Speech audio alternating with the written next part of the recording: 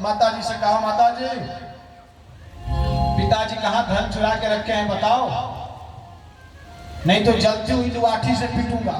अब माता जी बेचारी घबराई, हे राम ऐसे संतान से तुझी संतान ही अच्छा था। माता जी कहा, बेटा तूने घर में छोड़ा ही क्या है, सारे बर्तन तक तूने बेच दिया, घर में क्या रह गया। और इस भय के कारण अब सोची कि कहीं जलते हुए लाठी से पीटेगा, इस भय के कारण रात्रि में गई और कुएं में जाके आत्महत्या कर ली। अब पंडित जी चले गए जंगल में, माता जी आत्महत्या कर ली। अब बच्चे बेचारे गौकरण जी वो भी चले गए तीर्थ यात्रा में। अब घर पे साम्राज्य हो गया धुंधकारी का, अकेले। बोला अब मुझे तो कोई रोकने टोकने वाला है नहीं, चलो। तो 5 गणिकाओं को घर में ले आया, और ये गणिकाएं बड़ा लोभी हैं, होती ही है लोभी। तो गौकरण तो चले गए जंगल, धुंधकारी का साम्राज्य 5 गणिकाओं को घर में ले आया, और जो धन चुरा के लाया था 5 गणिकाएं अपने में आपस में बांट लिया करती थी। एक दिन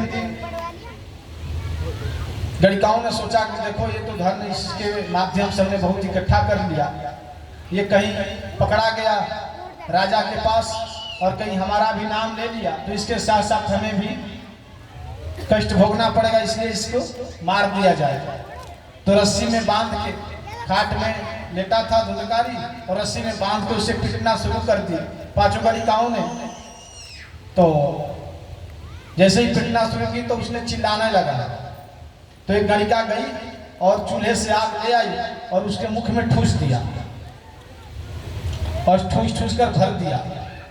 अग्नि ज्वाला निधनो खेन व्याकुलो निधनो गता। अग्नि से व्याकुल होकर गौकर्ण का निधन हो गया। वही आंगन में ही मिट्टी निकाल के खन के और गणिकाएं 5 उसको उसी में गाड़ दी और धन बंटवारा करके चली गई। अब ये बात गौकर्ण जी को पता चला कि पिताजी भी नहीं रहे, माता जी भी आत्महत्या कर ली और गौकर्ण का धुंधकारी का भी देहांत हो गया। तो गया में गए और सबका पिंडदान किए कि भाई कम से कम उनका मुक्ति हो जाए। एक दिन आए गौकर्ण जी अपने गांव, तो पंडित जी के घर में गए तो कोई तो था नहीं, रात्रि का समय था। एक जगह थोड़ा सा कोना साफ किया, विश्राम किए, बोले रात्रि का विश्राम कर लेते हैं, सुबह फिर देखा जाएगा। तो जैसे ही लेटे खाट पे की, अभी देख रहे थे कि एक भेड़ है, तब तक देखते देखते वो भालू बन गया, और देख ही रहे थे कि अभी भालू है, तब तक वो भैंसा बन गया, और भैंसा बन के चिल्लाने लग गया, रोने लग गया। तो गौकर्ण जी ने कहा भाई तुम कौन हो, तो कुछ वही बोल पाया। तो अभिमंत्रित करके जल उसमें छिड़के तो वाक शक्ति आ गई। उसने बोला अहम भ्राता तो दीवोस्मि धुंधकारी नामता स्वीके नैव दोषेण ब्रह्मता नाशितं मया।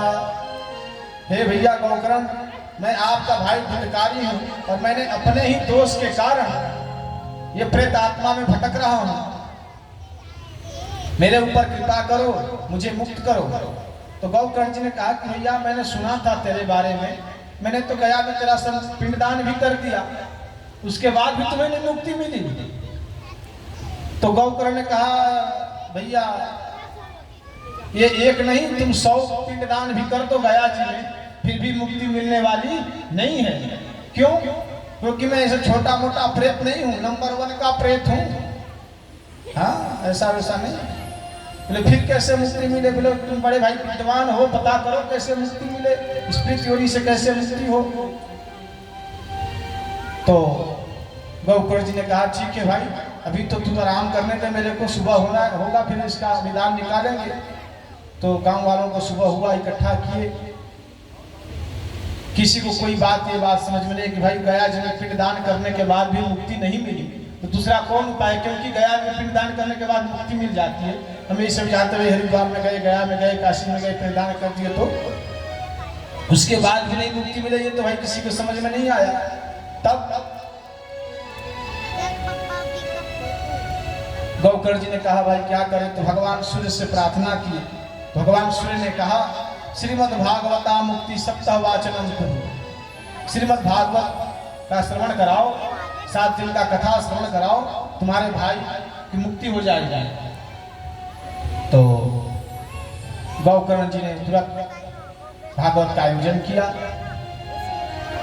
और सारे श्रोता बैठे और एक 7 गांठ का बांस था, क्योंकि प्रेत योनि में था धुंधकारी, तो हवा के मार्ग में रहता है, वो तो बैठ नहीं सकता, तो बांस में ही प्रविष्ट हो गया और 7 दिन तक कथा श्रवण किया। पहले दिन की जैसे कथा पूर्ण हुई, 7 गांठ की बांस थी, पहली गांठ फट गई, दूसरे दिन दूसरी गांठ फट गई, ऐसे करते करते 7 दिन की कथा संपन्न हुई, 7वें गांठ फट गया। और एवं सप्तदिनश्चैव सप्तग्रंथि विभेदनम्, 7 गांठ जैसे ही 7 दिन की कथा पूरी, 7 गांठ फट गए और दिव्य पुरुष उस गांठ में फटने से बांस के दिव्य पुरुष एकदम देव रूप में प्रकट हो गया धुंधकारी, और हाथ जोड़कर गौकर्ण जी का पास गया और भागवत की महिमा गाने लगा। धन्य भागवती वार्ता प्रेत पीड़ा विनाशिनी, सप्तो था धन्य कृष्ण लोक फल प्रदम। धन्य है भागवत की कथा, जिससे हमारे जैसे पापी को भी मुक्त कर दिया। ये अभी कह ही रहा था, क्योंकि देवलोक से उसी समय देवलोक से विमान आया और विमान में बैठने के लिए जैसे ही उदित हुआ, गौकर्ण जी रोक दिए भगवान के पार्षदों को। अरे भैया रुको रुको। बोले क्या हुआ? बोले ये बताओ इन्हें कहाँ लेकर जा रहे हैं? बोले भागवत सुने इनका मोक्ष हो गया, इन्हें मुक्ति मिल गई। बोले अच्छा, भागवत सुनने से अगर मोक्ष मिल जाता तो इतने लोग कथा श्रवण कर रहे हैं, सबको क्यों नहीं मिला? भाई सबको मिलना चाहिए, भागवत करने से अगर मुक्ति मिल जाए तो सबको मिलना चाहिए, फिर ये क्यों? तो भागवत के पार्षदों ने कहा कि देखो कथा तो सबने सुनी है, लेकिन मन पूर्वक कथा सिर्फ गौकर्ण नहीं सुना, इसलिए इसकी मुक्ति हो गई, श्रवण में भेद हो गया। देखिए श्रोता 3 प्रकार के होते हैं, श्रोता 3 प्रकार के होते हैं। एक होते हैं श्रोता, एक होते हैं श्रोता और एक होते हैं श्रोता। कितने हो गए? 3। श्रोता आते हैं कथा में तो बस कहीं ऐसा जगह देखेंगे बस उड़क जाए और सो जाए, कथा में बहुत अच्छी नींद आती। श्रोता एक होते हैं श्रोता, वो कथा में आए तो उन्हें कथा से मतलब नहीं है, पंडित जी क्या कह रहे हैं क्या नहीं, उससे मतलब नहीं है, उनका काम है श्रोता। ये श्रोता होता है ना जो सुपारी काटने वाला, आप लोगों ने देखा होगा जो सुपारी काटता है उसी को सुनौता कहते हैं ना, सुनौता। तो सुनौता है, ये बैठ विच्छेदन करते रहेंगे, ये पंडाल इस दिशा में नहीं होना चाहिए तो वहां होना चाहिए, ये संगीत वाले यहाँ नहीं बैठे, इनको उचित नहीं, इनको इस साइड में होना चाहिए था, ये साउंड यहाँ नहीं वहाँ होना चाहिए। मतलब उनका कथा में 3 घंटा ऐसे ही वो विच्छेदन करके निकालता है, उन्हें कथा से कोई मतलब नहीं है। ये पंडित जी का माइक नहीं इस साइड होना चाहिए था, पंडित जी की आवाज ऐसी लग रही है, वो ऐसे बोल रहे हैं, ये विशेष मतलब खाली उनको 3 घंटा कथा से कोई मतलब नहीं, उन्हें तो बस वो श्रोता की तरह कटौती करना है। और होते हैं श्रोता, श्रोता प्रथम श्रेणी के होते हैं। श्रोता इसे कहते हैं जो कि हम कथा सुने और जो नहीं सुन पाए, अगर उन्हें पूछे कि आप गए थे कथा श्रवण करने तो क्या क्या सुना, तो उन्हें हम ये बता सकें, वो कहते हैं श्रोता। और एक चीज और, आप सभी से निवेदन है कि कथा श्रवण करें तो कभी भी, जैसे कुछ लोग अभी बैठे हैं इस आसन में नहीं बैठना चाहिए जैसे अभी आप बैठे हैं, मतलब हाथ बांध के, घुटनों पे हाथ रख के और हाथ बांध के कभी कथा श्रवण नहीं करना चाहिए। क्यों? क्योंकि इस आसन का हमारे शास्त्रों में 84 आसन बताए गए हैं। इस आसन का नाम है दरिद्र आसन। जैसे अभी आप लोग बैठे हैं तमाम लोग, इसे कहते हैं सुख आसन, जैसे मतलब आराम मिले उस आसन में बैठ गए, ये सुख आसन हो गया। लेकिन जो हाथ बांध के घुटनों पे बैठते हैं ना, उसे कहते हैं दरिद्र आसन। और शास्त्र में ऐसा वर्णन है कि अगर इस आसन में इंद्रदेव भी अगर कथा श्रवण कर ले तो वो भी दरिद्र हो जाते हैं, इसलिए इस आसन में बैठना नहीं चाहिए। बोलिए राधे राधे, बोली नहीं रहे राधे राधे। अरे कम से कम जो नहीं आए उनका तो कल्याण होगा। तो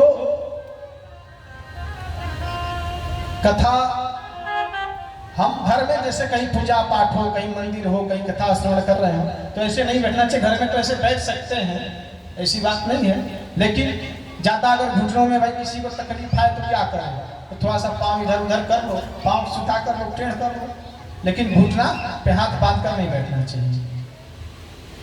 तो जब ये बात बताए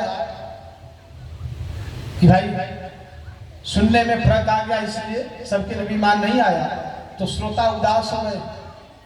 तो गौकर्ण जी ने कहा उदास ना हो, तुम लोग धैर्य रखो और पुनः भागवत की कथा श्रवण किए, फिर भागवत का कार्यक्रम बनाए और फिर श्रावण मास में भगवत की कथा की। उस समय श्रोता इतने सजग थे कि कहीं चुप ना हो जाए।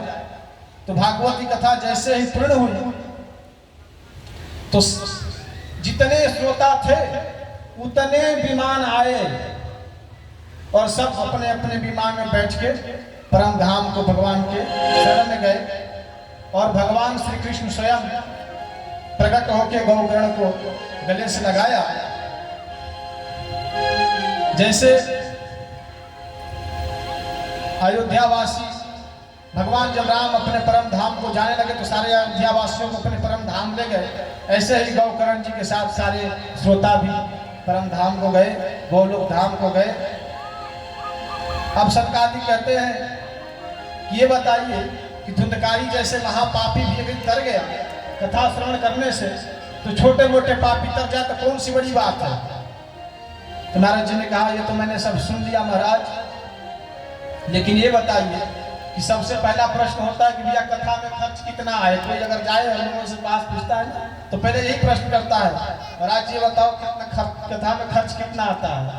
तो सबसे पहले भागवत में यही बताया गया कि कथा में कितना खर्च आता है।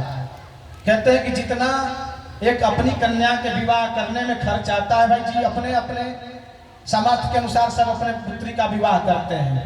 कोई 10 लाख में करता है, कोई 50 लाख में करता है, कोई 10-20 में, जिसका जितना सामर्थ्य है उस सामर्थ्य के अनुसार करता है। तो भागवत की कथा भी जितनी जिसका सामर्थ्य है उस सामर्थ्यानुसार कराना चाहिए। अब ये सब सारे बात बता के सारा नियम सनकादि ने बताया नारद जी को, और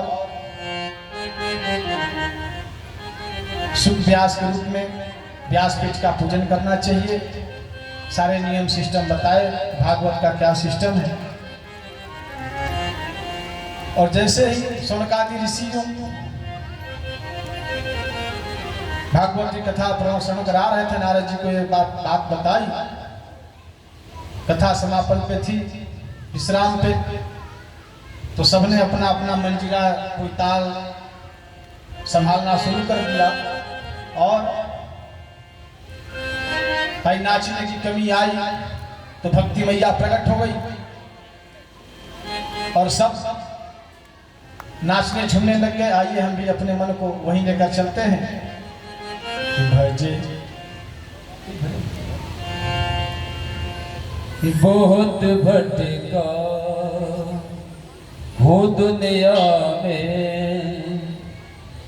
मगर अब होश आई है। बहुत भटका हूँ दुनिया में, मगर अब होश आई है कि मैंने जिंदगी अपनी यूं ही निष्फल गवाई है।